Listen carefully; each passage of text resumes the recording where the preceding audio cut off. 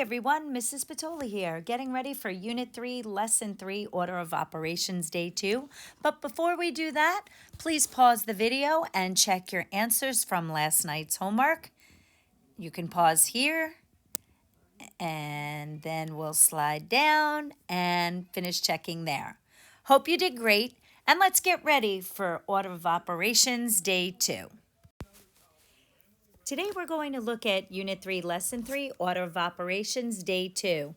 Today I will tell you that some of the problems for the Order of Operations will get a little bit more complicated, but you got this, right?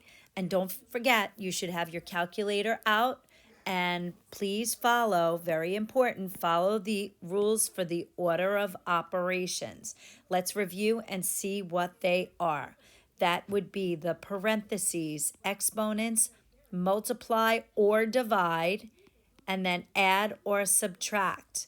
I have a great music video. If you haven't heard it yet, it would probably be included in yesterday's lesson, but I'll play it for you. I'll attach it for today. How can you evaluate numerical expressions that include parentheses and exponents? That's going to be our focus for today. First, we're going to take a look at the do now. And number 1 says, what is the order of operations, or what is the order of operations? So take a minute and fill that in. So an accurate definition of the order of operations are rules that tell us which math procedures to perform first to evaluate or solve a math expression. Remember, a math expression does not have an equal sign. Take a look at number 2. Which of the following has the greatest value? Show your work to justify your answer. All right, give it a try. Pause the video. And for number 2, the correct answer was choice A, because when you multiply out all of these 2's, your product is 64. Just to review, these are the rules of the order of operations: parentheses, exponents, multiply or divide. Remember, it's whichever one comes first from left to right in the problem. And then lastly, add or subtract, again, first from left to right in the problem. Here we go. Let's try number 1 as a warm-up. And remember, rewrite the expression after each step and bring down everything you haven't used yet. Try number 1 on your own. Please pause the video and then check your answer. And your answer to number 1 is 23. Hopefully you did a good job with that. Now let's take a look at problem number 2. Here's where it starts to get good. What happens when the exponent is on the outside of the parentheses? Well, let's take a look. At number 2, we have 5 times 4 minus 1 to the second power. And notice I do have an exponent on the outside, and then I add 17. Well, I'm going to follow the rules of the order of operations. I like to always just, for some reason, I like to write it down here. It gives me a reminder. So parentheses, yes. 4 minus 1 is 3. Now I have to remember, bring that 2 along because I'm not done yet.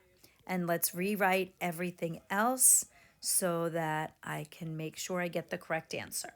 So parentheses done. Exponent. So do I have an exponent? Yes, I do. 3 to the second power is 3 times 3. So now I have 9. So now I'm going to rewrite everything else. You should be doing this along with me. Next, I have 5 times 9, which is 45, plus 17, and I get a final answer of 62. Now, you can try number 3, is a very similar type problem. Try that one now on your own. Remember that there is an exponent on the outside. All right, pause the video and give it a try. And the answer to number 3 is 113. Don't forget you have that exponent on the outside. On the next page, we're looking at what happens if inside the parentheses there are 2 operations to perform. All right, so number 4, We have 3 plus 5 to the second minus 10 plus 6. Now I notice this time the exponent is next to the 5.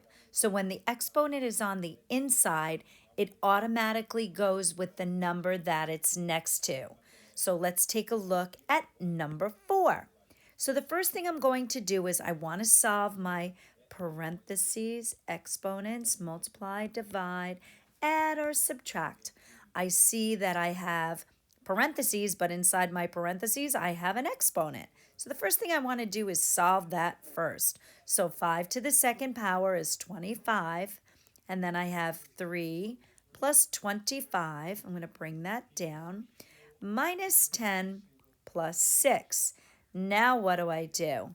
I had to solve the exponent inside first. So I did that. Now I'm going to solve the actual parenthesis, which gives me a total of 28 minus 10 plus 6.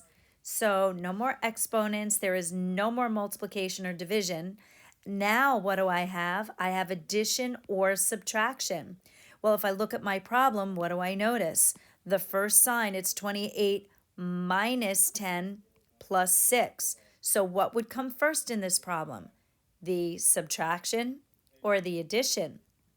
Well, if you said the subtraction, you were totally right. Absolutely. So now I have 28 minus 10, which gets me 18 plus 6, and my final answer is 24. Good job. Let's scoot over. Try number 5 on your own. That one's a little tougher, and be careful on this one because now we have an exponent here on the inside, and it's a 3. All right, pause the video and give it a shot. And there's your answer to number 5. The final answer is 29. Just be careful because you have to solve what's in the parentheses first. Now let's see what happens if there are 2 exponents in the expression.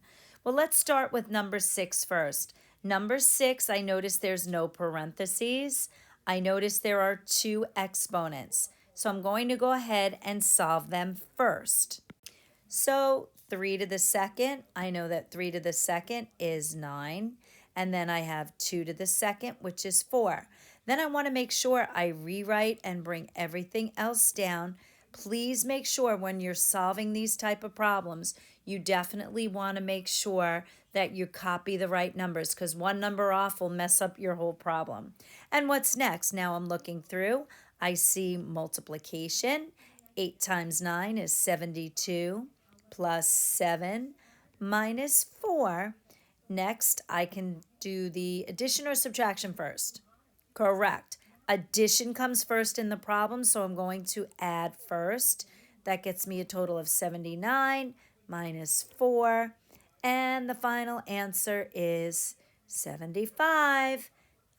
All right. Give number 7 a try on your own. Pause the video and then come back and check your answer. And your final answer for number 7 is 31. Hope you did well. For number 8, we move on with a word problem. On his math test, Steve scored 5 points on each of 5 questions, 2 points on each of 2 questions, and 3 points on each of 4 questions. To find the number of points he scored, evaluate the expression below. Evaluate, what's another word for evaluate? Another word for evaluate is to solve. So basically, they set up this entire problem and they want you to find the number of points that he scored. So let's take a look. I know that the order of operations, parentheses, exponents, multiply or divide, whichever comes first in the problem, and then add or subtract. Again, whichever one comes in the problem first from left to right. So the first thing I'm going to do is solve my parentheses. I see 3 times 4 is 12. And then what I'm going to do is I'm going to bring down my exponents. Just make sure you copy correctly. Now what am I going to do? I did my parentheses. Now I'm going to solve the exponents. So 5 to the second is 25 plus 2 to the second is 4 plus 12. And I notice that these are all addition. So basically all I have to do is add the rest, pause the video, and then check your answer. And the answer to number 8 is 41. Lastly, let's take a look at number 9. Oh, look, Meredith. Meredith bought 3 t-shirts for $12 each. Her grandmother was only able to pay for half of the total cost. Write an expression and then evaluate it to find out how much Meredith's grandma paid. So the first thing you want to do is set up this problem. What is the question asking us to do? Well, they want us to write an expression and then evaluate it to find out how much Meredith's grandma paid. So write an expression. An expression is not going to have a numerical expression, will be numbers and operation signs. It will not have equal signs. And then we are to evaluate it. Another word for evaluate is to solve it, to figure out how much money grandma actually paid. So let's go back. So I want to write the expression and let me see. So the first bit of information, Meredith bought 3 t-shirts for $12 each. So I could probably set that up 3 times 12 because that's going to get me the amount that she paid for the t-shirts.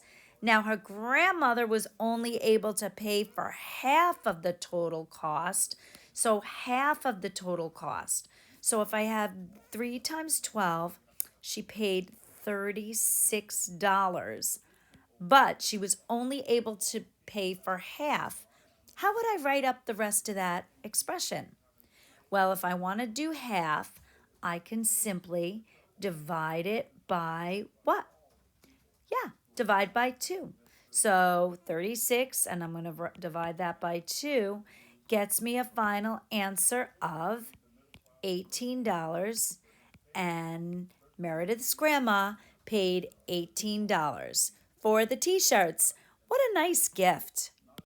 Your homework is going to be on the next page. You have 6 problems. These can be a little crazy, so try your best. Before we begin, let's just number them. This is going to be 1, 2, 3, 4, and then we have problems 5 and 6. I'm going to make 5 and 6. 5 and 6 are going to be challenge problems. So number 6 here. So you will be responsible for 1, 2, 3, and 4. 5 and 6 is going to be challenge, and we'll see how well you do with that. Good luck and have a great day.